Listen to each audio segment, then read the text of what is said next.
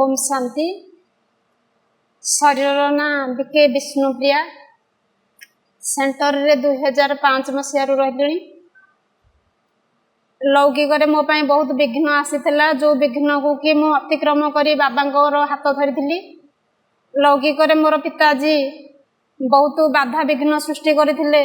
ज्ञान मार्ग को आसिया से इच्छुक नथिले, किंतु जेतेबेले से फास्ट मते अनेक विघ्न सृष्टि करथिले, सेतेबेले मु बाबा ऊपर अटल निश्चय रखिथिली।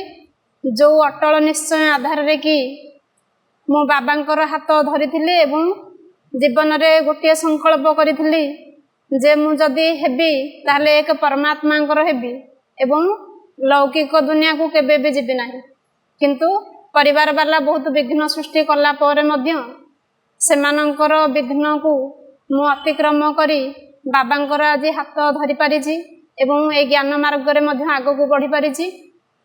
लौकिक रे भले ही अधिक सहयोग मते मिलिनी, किंतु बाबा मते बाबा संगे मु जो प्रतिज्ञा करी कि बाबा तुम संगे खाइबी, तुम संगे बसबी, तुम्हें जहाँ खुआब से ही खाइबी।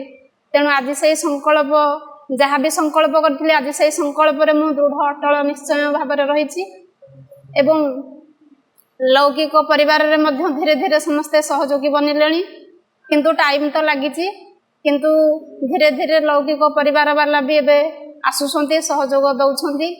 तेणु से मु बाबा को पाई बहुत खुशी एवं बहुत आनंदर अनुभव करुच्ची।